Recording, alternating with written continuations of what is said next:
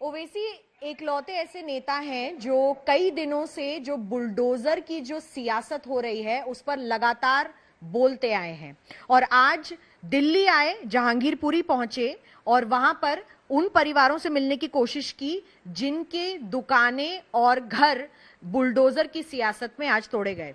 ओवैसी साहब, पहले तो मैं आपसे पूछना चाहूंगी कि क्या आपको उन परिवारों से मिलने दिया गया? हम बड़े इधर उधर से वहाँ के मुकामी लोगों की वजह से हम उस मस्जिद में पहुँचे जहाँ पर वो सो कॉल्ड गेट को तोड़ा गया। वहीं पर नमाज मगरिब की हमने अदा की और फिर वहाँ पर जो बाजू मंदिर है हमने देखा।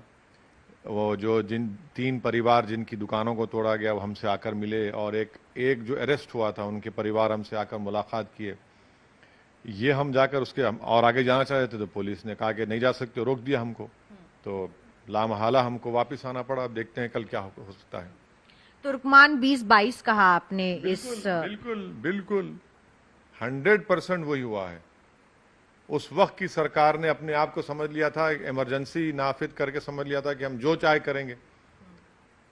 आज यही सरकार यही कर रही है कि वो तय कर रहे हैं कि कौन क्रिमिनल है और वो तय कर रहे हैं कि वो जज का भी रोल अदा कर रहे हैं, पुलिस का भी अदा कर रहे हैं और सजा भी खुद दे रहे हैं।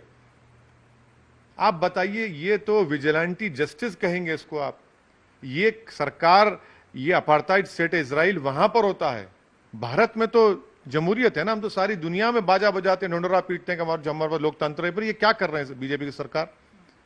क्या आपको नहीं मालूम था ये लीगल है 5 दिन पहले, 6 दिन पहले? आपने अब कैसे उसको एक्शन ले रहे हैं? तो लेकिन जब हिंसा हुई तो दोनों तरफ से हिंसा हुई, पत्थर भी। मैं बिल्कुल ये कह रहा हूं कि हिंसा हुई। मेरा सवाल ये है, क्या हिंसा होती है अगर बगैर पुलिस के परमिशन के जुलूस आप निकाल लेते प्रोसेशन को?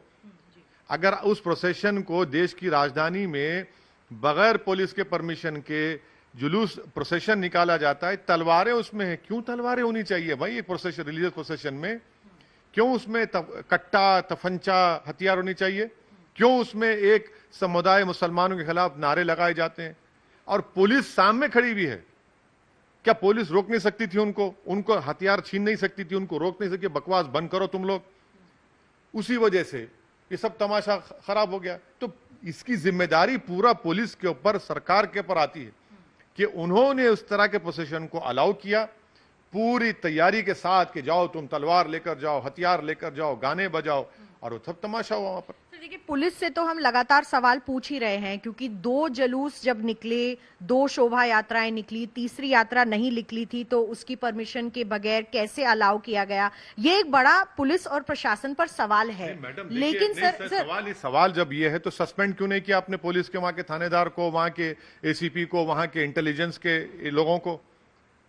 आप क्या एक्शन लिए? आपने खुद उस प्रोसेशन को अलाउ किया। ये पूरा मंसूबा बनाया गया और जाओ तुम गड़बड़ करो, तमाशा करो, और उसके बाद जो काम मॉब नहीं कर सका उस दिन, वो सरकार ने आज कर दिया।